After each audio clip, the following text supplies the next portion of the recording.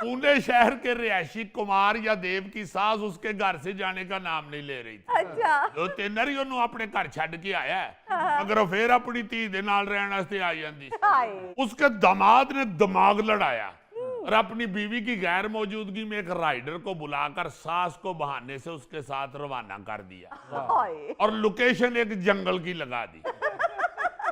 वो राइडर जब लोकेशन को फॉलो करता करता जंगल में पहुंचा ना तो वो बात समझ गया। उन्हें क्या अच्छा हुण तेनू करना मैं ठीक।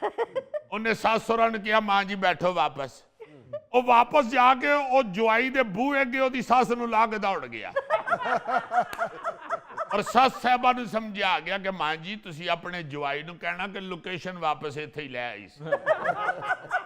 लो जी वो सास और जो उसकी बेटी थी वो बात को समझ गई। अच्छा उन्होंने जाके थाने उसके खिलाफ अकदाम कत्ल का पर्चा दर्ज करवा दिया।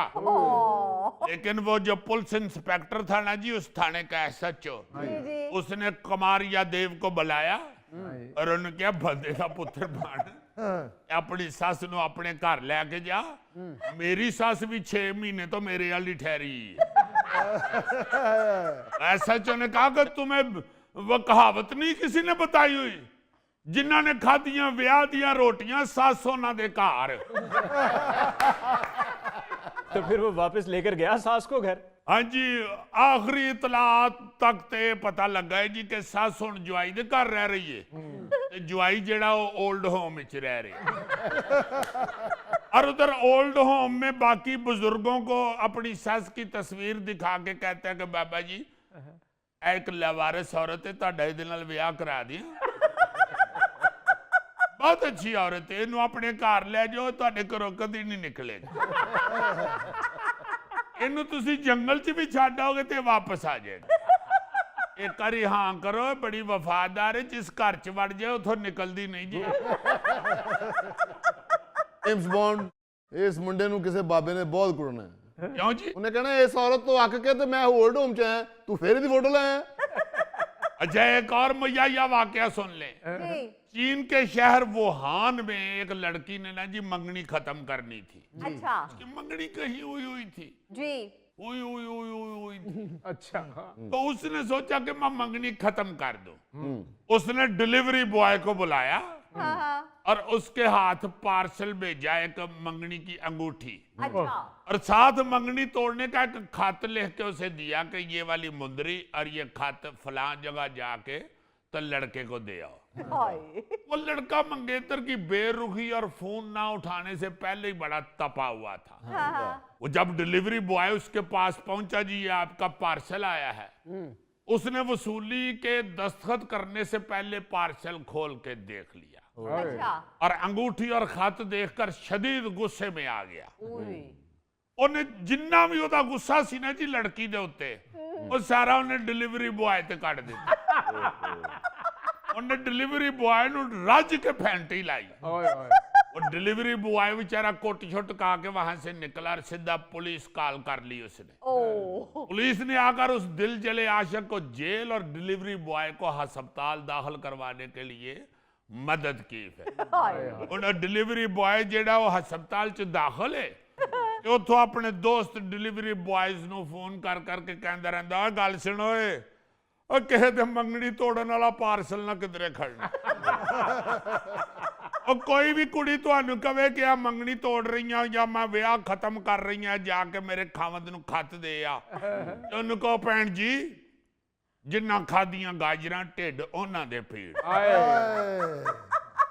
कोई खतून भी अगर आपको कहे कि ये मंगनी की अंगूठी या कोई खत शत कोई इस किस्म का लड़ाई झगड़े वाला जाके मेरे खावन तक पहुंचा दो तो उन्होंने कहो कि भैन जी तुसा बीजिया तो तुहा ही वड्डना है लो फड़ो। इसको छोड़ो जेम्स बॉन्ड जो वो आपने पीछे नहीं सुनाया था वो लड़की ने मंगनी की अंगूठी वापस भेजी थी उसकी कहीं मंगनी या शादी हुई है? शादी का तो उसने इरादा तरक कर दिया अब उसने इश्तिहार दिया कि मुझे बाप की शफकत चाहिए। चलो फिर थैला साहब हो गए यार पूछ तुम रहे हो तो थैला कद लिए अगे होवे भाई मेरे तो अभी उछलने कूदने के दिन है। दिन तो तुम्हारे हैं मगर ना तुमसे उछला जाएगा ना कूदा जाएगा। कहीं से कूदोगे तो दीवार गिराओगे, कहीं उछलोगे तो टोए डालोगे। नाज़रीन, इसके साथ ही हम लेते हैं एक ब्रेक, मिलते हैं ब्रेक के बाद। Happy birthday to you. बेटा ਬਹਿ ਜਾਓ ਆਰਾਮ ਨਾਲ। ਤੁਸੀਂ ਕੀ ਖਲੋ ਕੇ ਤੇ ਸਕੂਲ ਦੀ ਅਸੈਂਬਲੀ ਸ਼ੁਰੂ ਕਰ ਦਿੱਤੀ ਹੈ।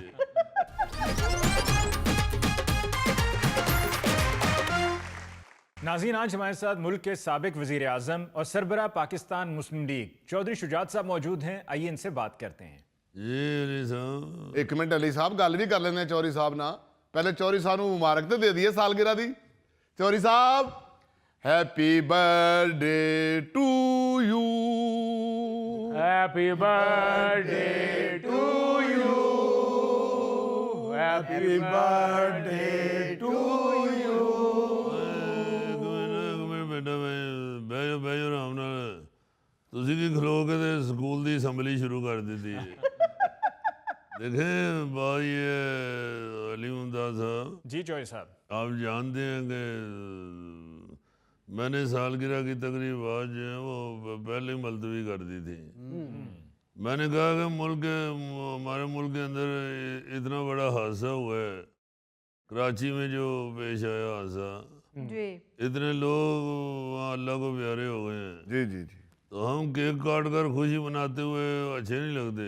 हाँ अगर वो भी हमारे बहन भाई बच्चे थे, अगर उनके घर में शोक है तो उनके साथ हम भी शोकवार हैं और उनके दुख में हम बराबर के शरीक हैं। बात तो आपकी बिल्कुल ठीक है चौधरी साहब। चले हम भी आपको सादगी से सालगिरह की मुबारकबाद दे देते हैं, जैसे मिर्जा गालिब ने बादशाह को सालगिरह की मुबारकबाद दी थी।